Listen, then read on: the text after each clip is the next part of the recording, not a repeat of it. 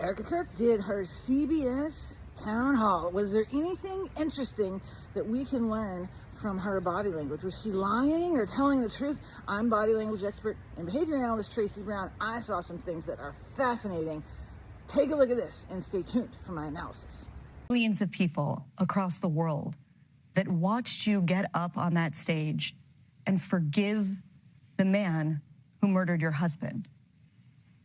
And I think a lot of people looked at it and thought, this is incomprehensible. It's almost baffling. And I want you to speak to those who are unable to understand, really, that act of grace. How is it possible that you can forgive the person that murdered your husband? I'm not forgetting what he did. I'm not condoning what he did. What he did is sick and evil. So sick and evil. What I am doing is releasing myself from the enemy's hands where he could have a foothold in me and he could be able to just, like I said earlier, you have a choice. Am I going to take that moment? And I will never say anything I don't mean. I really prayed on that moment. That was a game time decision. I'll never say what I don't mean. But am I going to take that moment to say, rally the troops, burn the city down, march in the streets? Or am I going to take that moment and unleash something like we talked about, even greater, more powerful, and say, it's a revival? And let that unleash and let the Lord use it in ways that no one else could have ever imagined.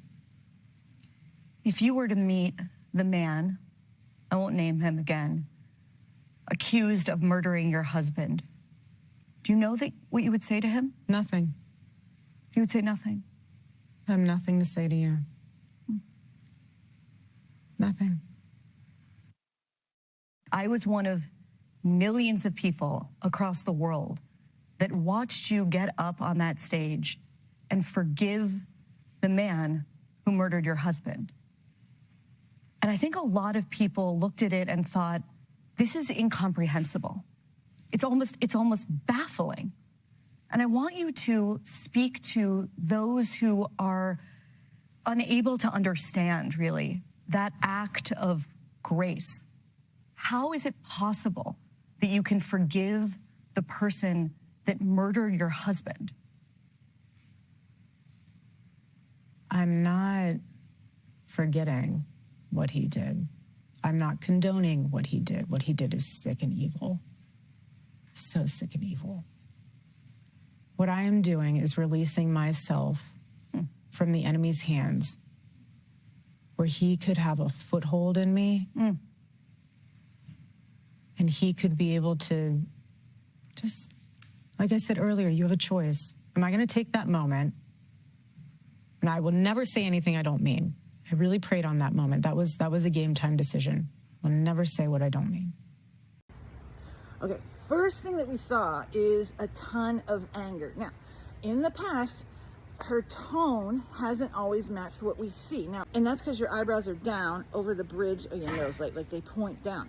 Now, we haven't seen that from her in the past. I believe, and this is just for me, you can argue with me if you want, is because of Botox. Botox freezes this area right here, and it actually doesn't allow you to show anger, right? So other people are picking up a message that maybe you're more calm than what you say.